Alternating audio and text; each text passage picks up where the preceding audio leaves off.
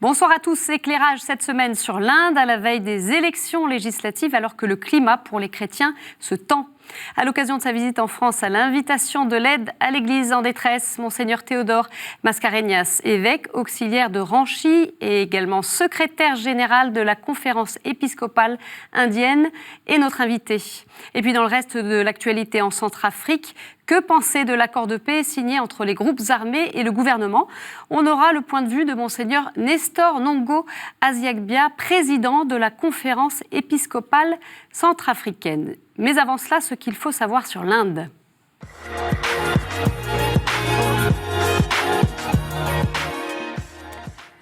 L'Inde est le deuxième pays le plus peuplé au monde avec 1,3 milliard d'habitants. Il compte environ 80% d'hindous, 14% de musulmans.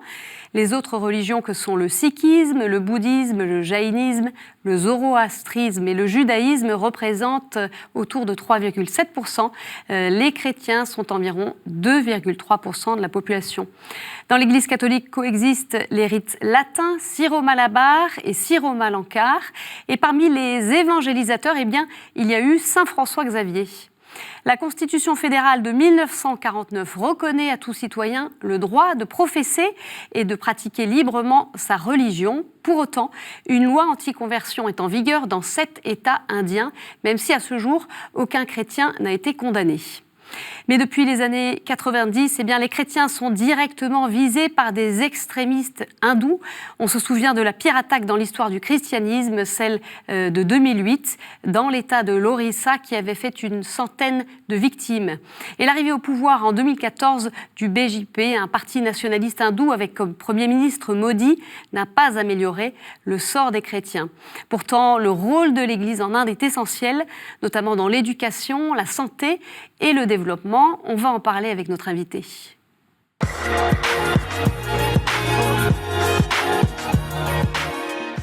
Monseigneur Théodore Mascarenhas, bonsoir. Alors je précise que cette interview sera réalisée en anglais et traduite par Marc Fromager, qui est le directeur de l'AED. Alors vous êtes évêque auxiliaire de Ranchi, capitale de l'État du Jharkhand, située au nord-est de l'Inde, également secrétaire général de la conférence épiscopale indienne. Dites-nous en quelques mots brièvement où se situe votre diocèse et qu'est-ce qu'il caractérise? The diocese is a diocese mostly of tribals. Dans ce diocèse, il y a essentiellement des populations tribales. À peu près 4% de la population est catholique. Il y a à peu près 20 millions d'habitants dans cet État. 8 millions, pardon.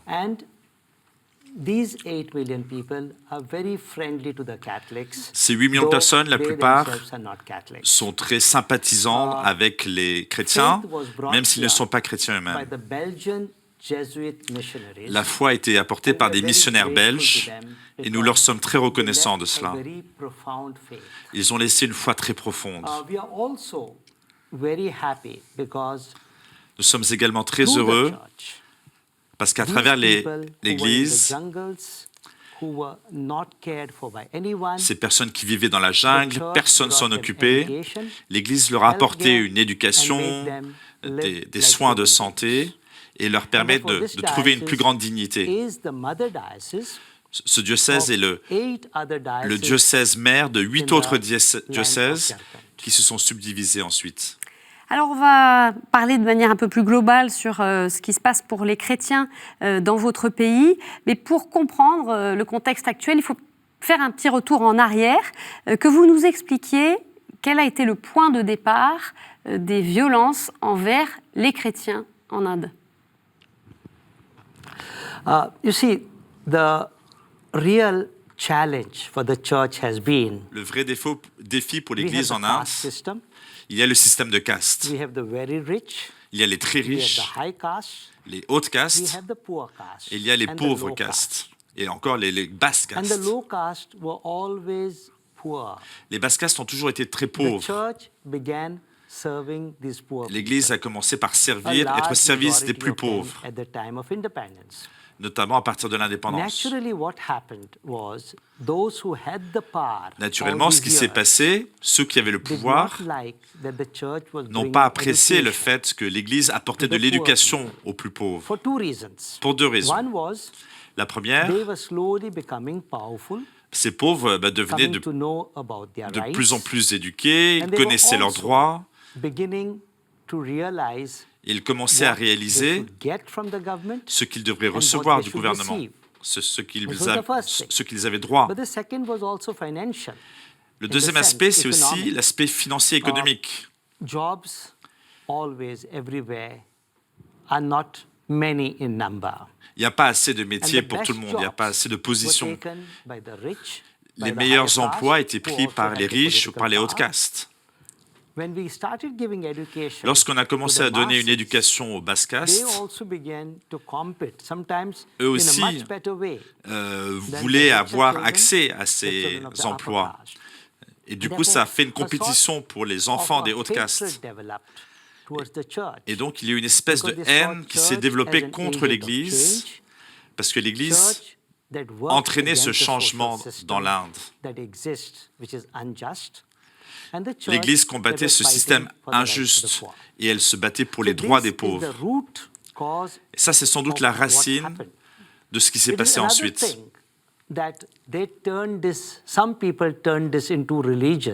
Certaines personnes ont transformé cette tension en quelque chose de religieux.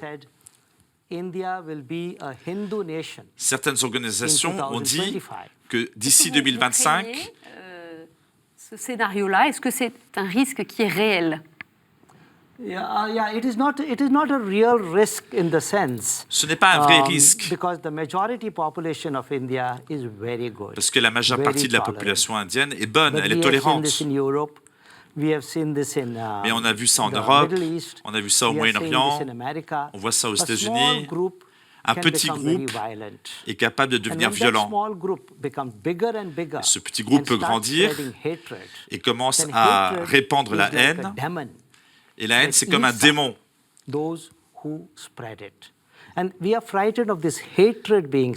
Et ce qui nous effraie, c'est cette haine qui est en train d'être répandue. On n'a pas vraiment peur que l'Inde redevienne une nation entièrement hindoue.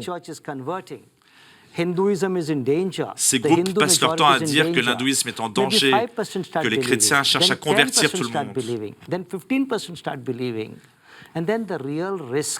Le vrai risque, un type de nazisme, quelque chose qui peut détruire tout. C'est ça que nous craignons. Il y a de plus en plus d'attaques contre les chrétiens, de différentes façons. Ils disent que les musulmans devraient aller au Pakistan et les chrétiens devraient aller au Vatican. En soi, ça ne fait pas peur. Mais par exemple, il y a 2 jours, 40 personnes sont allées dans une maison de musulmans et ont commencé à taper les femmes et les enfants en leur demandant pourquoi ils n'étaient toujours pas partis au Pakistan. Alors ces gens ont été arrêtés, mais les gens qui ont été battus, ils ont été battus. Et ça, c'est ce que nous craignons. Quelle est l'attitude du gouvernement? Est-ce qu'il réagit? Il semble que les chrétiens et les autres minorités ne soient pas suffisamment protégés.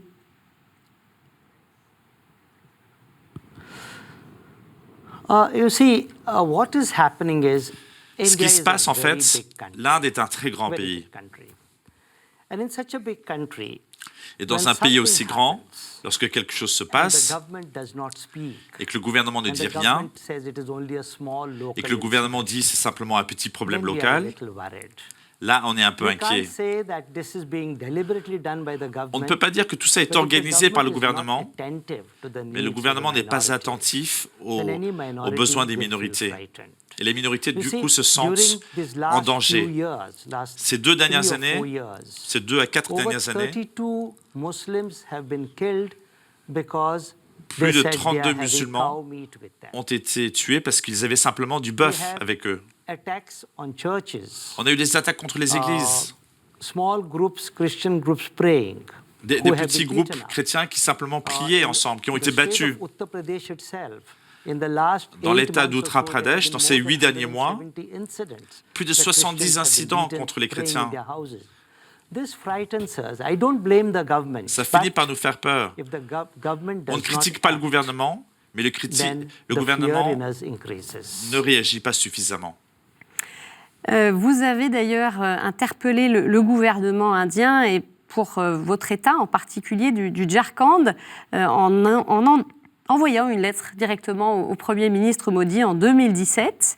Est-ce qu'il vous a répondu ? Vous étiez préoccupé par la situation, je le précise, le contexte vis-à-vis des chrétiens et des complicités entre le gouvernement indien et les extrémistes. You see, I was speaking in that letter about the situation in Jharkhand. Dans cette lettre, j'évoquais la situation au Jharkhand, dans l'État de Jharkhand.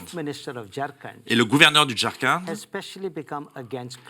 il est particulièrement et ouvertement contre les chrétiens. Il a financé toute une page de publicité dans les journaux, dans 6 journaux différents, dans les plus grands journaux de l'État. Dans cette publicité, il accusait les missionnaires chrétiens de convertir les populations tribales et les Dalits qui étaient stupides comme des vaches. Alors, personnellement, je n'étais pas très inquiet que cela irait très loin. Mais ensuite, des personnes ont commencé à faire des effigies du cardinal et ont commencé à brûler ces effigies. À partir du symbolisme de cette lettre, ensuite à des menaces concrètes et physiques, ça ne prend pas beaucoup de temps. C'est pour ça que j'ai écrit au Premier ministre une lettre ouverte. Mais la réalité, c'est que le gouverneur continue de faire ce qu'il faisait. Le Premier ministre Modi ne vous a pas répondu. Je ne sais pas s'ils ont parlé ensemble, mais le gouverneur n'a pas changé d'attitude. Vous êtes le porte-parole de l'Église en tant que secrétaire général auprès du gouvernement sur des questions qui peuvent vous concerner. Et notamment, avec les élections, il y a une date de scrutin qui vous a contrarié puisqu'elle tombe le 18 avril, qui est le jeudi saint. Et donc, vous avez demandé à la Commission nationale électorale de modifier cette date-là. Que vous a-t-elle répondu ? Vous a-t-elle répondu ? J'ai écrit à la Commission des élections. Et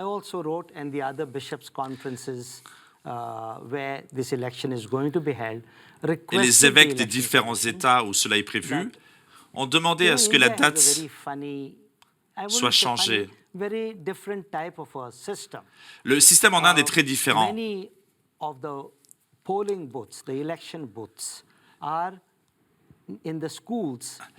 Les élections ont souvent lieu dans les écoles qui dépendent de l'Église catholique. Pour des raisons de sécurité, dans un périmètre de 100 mètres, on ne peut pas rentrer. Notre problème, du coup,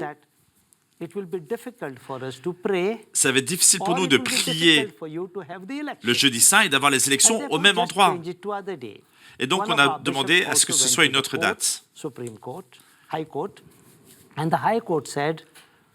La Cour suprême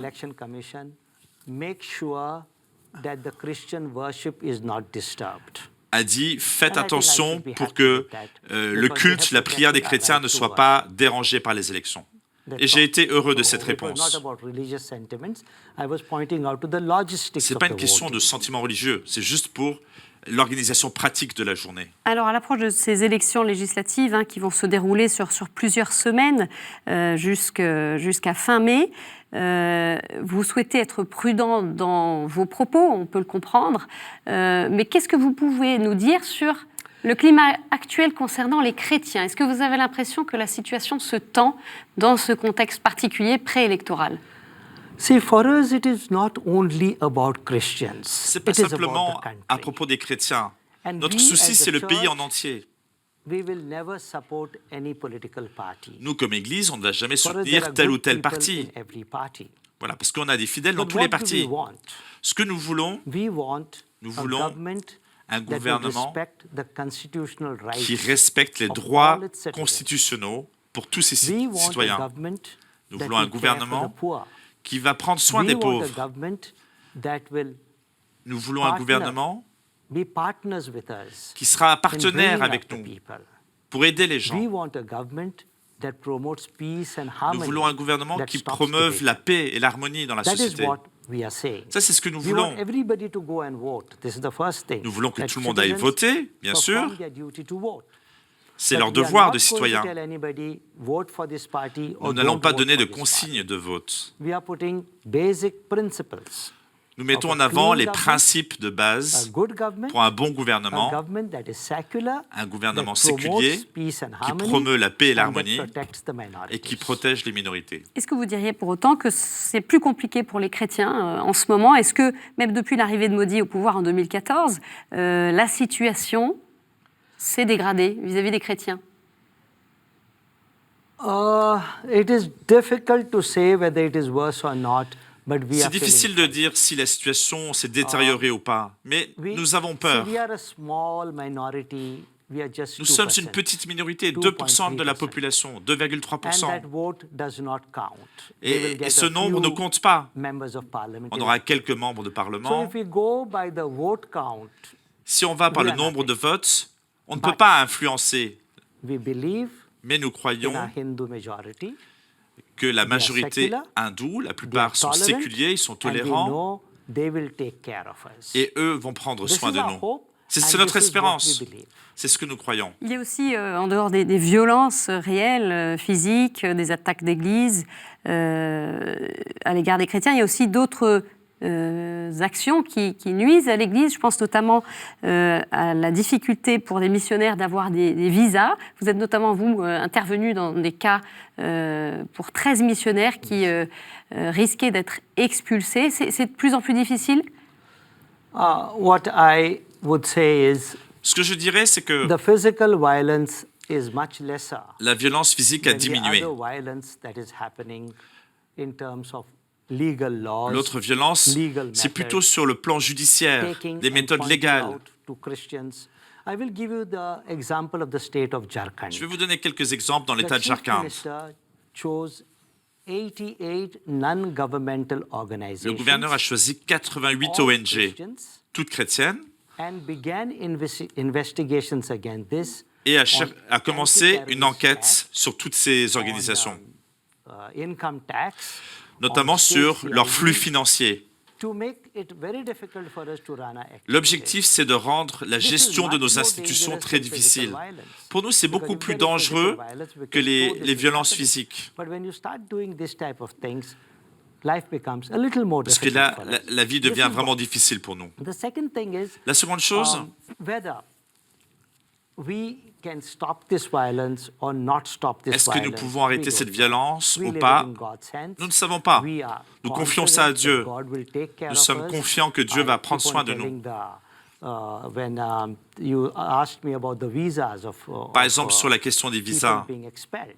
et des I must missionnaires tell qui you, risquaient d'être expulsés. 14 people were given the expulsion order. 14% But I must devaient also quitter tell le you pays. this. I went to the Home Minister, Je suis allé voir le ministre de l'Intérieur, asked him, je lui ai and he demandé, cancelled the expulsion. et il a So in the annulé last l'expulsion 3 des years, 14 since I missionnaires. came Donc depuis to 3 ans que je the suis secrétaire General général, Secretary General, no il n'y a pas eu de missionnaires étrangers expulsés. Parce que le Premier ministre, le ministre de l'Intérieur m'écoute.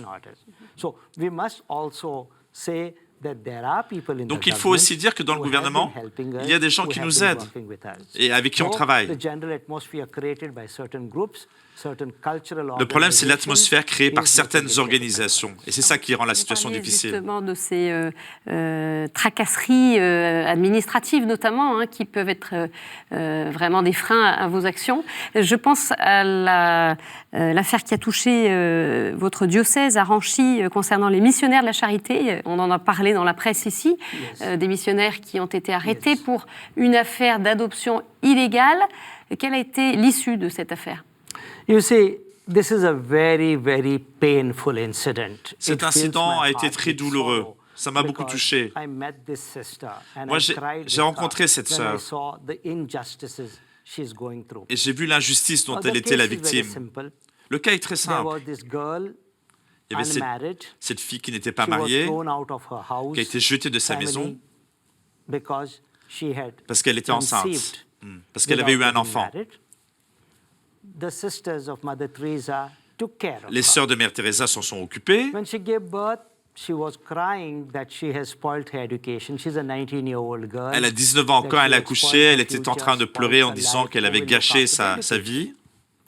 There was one employee, Il y avait un one of the employé, workers, un des of the travailleurs, sisters, des who sœurs, heard her. qui l'a And entendu. when someone came and said, I will give money, Et quelqu'un a dit, je vais donner de l'argent take this child pour and prendre adopt cet this enfant, child. pour adopter This cet is enfant, against the government laws. ce qui est contre la loi du She gouvernement. accepted this money. Elle a accepté cet argent. She got 120,000. Elle a reçu 120 000 roupies. 90,000 she gave this girl. Elle donnait 90 000 10,000 à la mère, she gave to the guard, according to the police records. 10 000 And 20,000 au she's gardien supposed to have kept for herself. et 20 000 qu'elle aurait gardé The pour elle. sister did not get a single rupee. La religieuse Now, n'a pas reçu un everybody centime. else has been released. Tous les Only the autres sister ont été and blanchis. this, Seule la worker, seur they are still in jail for the est last toujours 10 en months. prison depuis And 10 mois. every difficulty is being made by Et government toutes les difficultés sont authorities, faites police par authorities, les autorités so that we do gouvernementales not pour get them out of prison. l'empêcher d'être libéré. Qu'est-ce que l'on peut faire, nous, d'ici, puisque vous venez interpeller les chrétiens en France? Qu'est-ce que vous attendez de nous? First of all, Premièrement, you brought the faith to us, vous nous avez apporté la foi and we are grateful to you. et nous vous sommes reconnaissants And the pour ça. first thing is, we are praying for the church in France, Et nous prions pour that l'Église your en France, faith may grow again, que votre and foi you might puisse become croître the à nouveau strong Catholic church et qu'elle that you puisse once devenir were. forte à This is the nouveau. first thing that we pray for you. C'est la première chose. Nous prions pour But we vous. are very grateful to you. Nous because, sommes as très I said, reconnaissants pour vous également, the whole West, including French missionaries, came, died of malaria. parce que toute l'Europe, y compris des missionnaires français, sont venus chez nous, sont morts de paludisme, ont sué. Et l'Église en Inde, elle est ce qu'elle est aujourd'hui grâce aux écoles, aux hôpitaux que vous nous avez apportés. On vous remercie pour votre soutien, on vous remercie pour vos prières, parce que l'Église en Inde, elle est pleine d'espérance. C'est une jeune Église. Elle est joyeuse. 96% de nos catholiques sont pratiquants, vont à la messe tous les dimanches. Et nous aimerions que cette même foi habite l'Église en France à nouveau. Brièvement, dernière question, Monseigneur. C'est quoi les défis pour l'avenir des chrétiens en Inde? We are, as I said, we are a young church, joyful church. Nous sommes une full jeune of Église. vocations. Nous sommes pleins de We have vocations. many, young boys and girls Beaucoup de jeunes hommes, who de want jeunes to femmes become priests and sisters. deviennent prêtres, deviennent I can tell religieuses. you that vocations have specially multiplied. Et les vocations se in sont the state multipliées, of Orissa, particulièrement dans l'État d'Orissa, more than 100 Christians là où were en killed, 2008, plus d'une and centaine many de others chrétiens were a été asked to massacrés. go- were made to go to the forest. We are happy that this is the church that is now sending missionaries to the rest L'Église of the en world. Inde aujourd'hui envoie des Whether it's missionnaires dans le Africa, monde entier, Papua New Guinea, en Afrique, en Papouasie-Nouvelle-Guinée, or, Nepal, au Népal, or to Europe, et en Europe, America, Australia. en Amérique, We en thank Australie. God for the church that we are, Nous and we remercions hope Dieu we pour can l'Église que live nous that sommes faith. et nous We espérons hope que nous that our pourrons people vivre will cette grow foi up in that faith. et nous espérons que nos fidèles vont grandir dans cette foi. Merci beaucoup, Monseigneur Mascarenhas, pour votre témoignage sur les chrétiens en Inde. On va évidemment continuer à suivre ce qui se passe dans votre pays. Merci également à Marc Fromager pour la traduction de cette interview.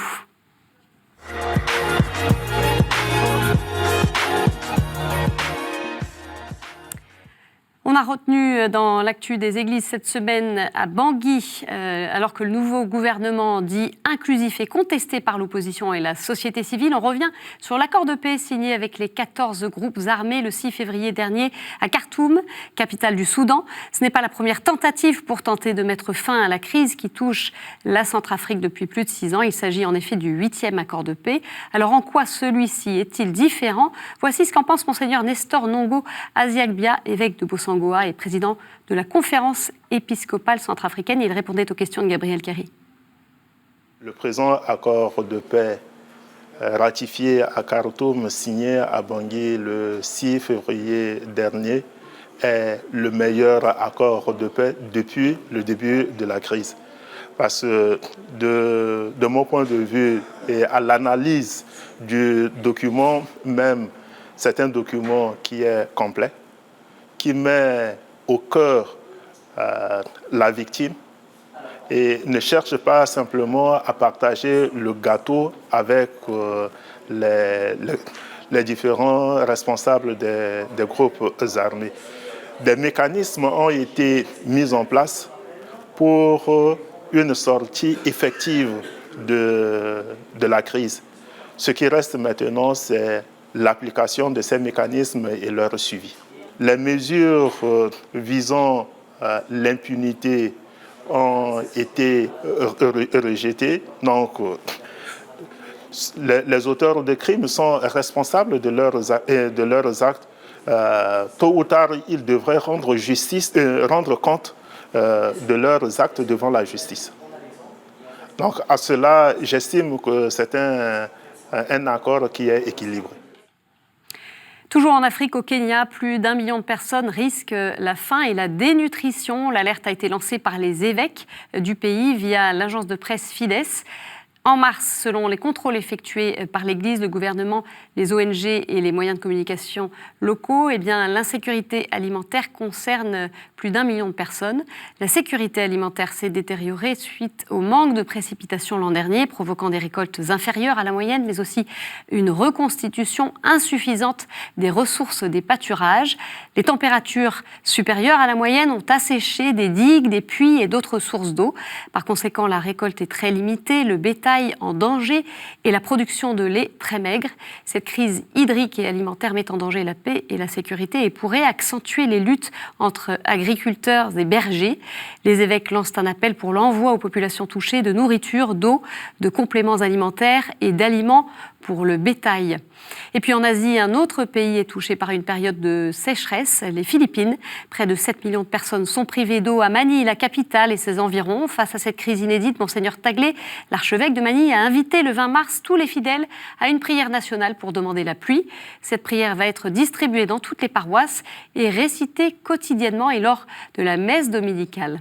Voilà, c'est la fin de cette édition. Merci de l'avoir suivi. Vous pouvez retrouver cette émission sur notre site, mais aussi nos réseaux sociaux. Très belle semaine à tous. On se retrouve mercredi prochain. Au revoir.